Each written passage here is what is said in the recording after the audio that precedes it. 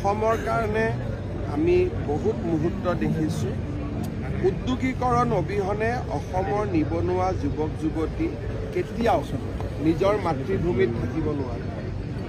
মই যেতিয়া বেংগলোৰত যাওঁ, কৰ্ণাটকত যাওঁ, চেন্নাইত যাওঁ, ৭-৭ হাজাৰ টকা দৰমহাত অসমৰ যুৱক যুৱতীয়ে কাম কৰি থকা, তেওঁলোকে নিজে দুবেলা দুমুঠি ভাল কৰি নাখায়, ঘৰত মাক বাপেকলৈকে পইচা পঠোৱা। এই দৃশ্যবোৰে আমাক এটাই কথা সোঁৱৰাই দিয়ে যে জাতিটোৰ কাৰণে আমি যদি কিবা এটা কৰিব লাগে, তেতিয়াহ'লে অসমত উদ্যোগীকৰণৰ বাতাবৰণ এটা নিৰ্মাণ কৰিব লাগিব।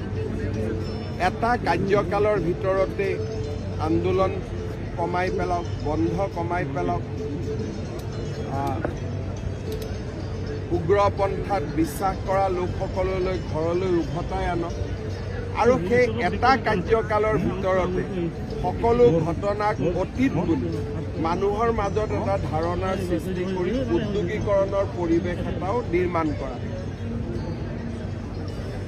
অসম্ভৱ আছিলে যে ৩.৫ বছৰত ইমানবিলাক কৰা সম্ভৱ নাছিল, কিন্তু নৰেন্দ্ৰ মোদী ডাঙৰীয়াৰ প্ৰেৰণাত আৰু অসমবাসীৰ আশীৰ্বাদত আজি আমি এটা এনেকুৱা মুহূৰ্তত উপস্থিত হ'লোঁ যে ইয়াৰ পৰা অসমে নতুন দিনলৈ যাত্ৰা আৰম্ভ কৰিব পাৰে। লেইড এ ফাউণ্ডেশ্যন, আমি এটা নতুন অসমৰ এটা নতুন বুনিয়াদ নিৰ্মাণ কৰিম।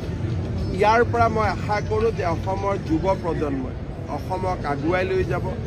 অসমৰ ৰাইজে উদ্যোগীকৰণৰ যিটো পৰিৱেশ আমি নিৰ্মাণ কৰিছোঁ তাক সহযোগিতা কৰিব। মোৰ দৃষ্টিত যে যি এটা দিনৰ আমি কল্পনা কৰিছিলোঁ, ৰাজনীতি কৰিব আহোঁতে এটা কল্পনা আছিল যে অসমক এনেকৈ ধৰণে চাব বিচাৰোঁ, সেই দিনটোৰ আজি আমি থিয় হৈছোঁ। ইয়াৰ পৰা এতিয়া আমি ভৱিষ্যত চাব পাৰোঁ।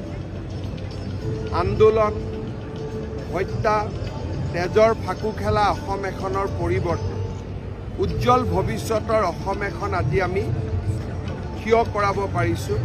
ইয়াৰ পৰা অসমৰ ৰাইজ আৰু যুৱ শক্তি আগুৱাই লৈ যাব লাগিব।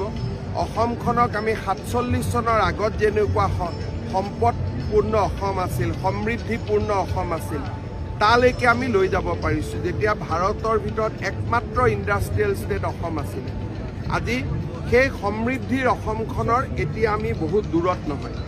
ইয়াৰ পৰা যদি আমি একেলগে কাম কৰোঁ, বহুত হ'ব। এই বছৰটোত আমাৰ বহুতকেইটা কাম হ'ব। জাগিৰোডত ছেমি কণ্ডাক্টৰে প্ৰডাকশ্যন কৰিব। ১৭০০ ছোৱালী বেংগলোৰত ট্ৰেইনিং লৈ আছে, অসমীয়া ছোৱালী, তেওঁলোক উভতি আহিব, তেওঁলোকে চিপছ বনাব। এই বছৰত প্ৰথমবাৰৰ বাবে পেপচিৰ আলুৱে অসমত চিপছ হ'বগৈ। এই বছৰত ফেক্টৰী ইনগ্ৰেশ্যন হ'ব। এই বছৰত ইণ্ডিয়াৰ 5th লাৰ্জেষ্ট এয়াৰপৰ্ট হিচাপে গুৱাহাটী এয়াৰপৰ্টে আত্মপ্ৰকাশ কৰিব। গুৱাহাটী উত্তৰ গুৱাহাটীৰ মাজত এই বছৰতে দলং হ'ব।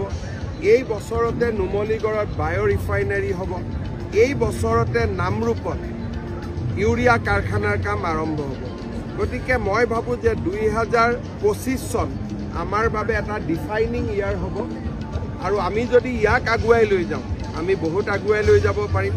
কিন্তু কালি যদি অহাকালি গুৱাহাটীত কোনোবাই বোমা এটা ফুটাই দিয়ে, যিমানলৈকে গৈছোঁ, লুডু খেলত ৯৯লৈকে যায়, সাপৰ মুখত পৰিব, আকৌ শূন্য হ'ব। তেতিয়া আৰু ৫০ বছৰ পিছত আৰু এনেকুৱা এটা এফৰ্ড কৰিব লাগিব। স্বাধীনতাৰ ৭৫ বছৰ পিছত এটা এফৰ্ড হ'ল। মই ভাবোঁ ই বহুত সফল হ'ল। সকলোৰে মুখত এতিয়া অসম অসম, যাকে আপোনালোকে লগ পাইছে।